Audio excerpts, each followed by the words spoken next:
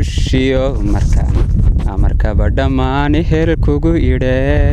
kali ayniga ka ishaartay bal maxaad ibtilo labaabusho irdha kugu wacan anoon kugu gafin ololkiyo maxaa keenay afaxumada haddii aan ismo ka arsan laa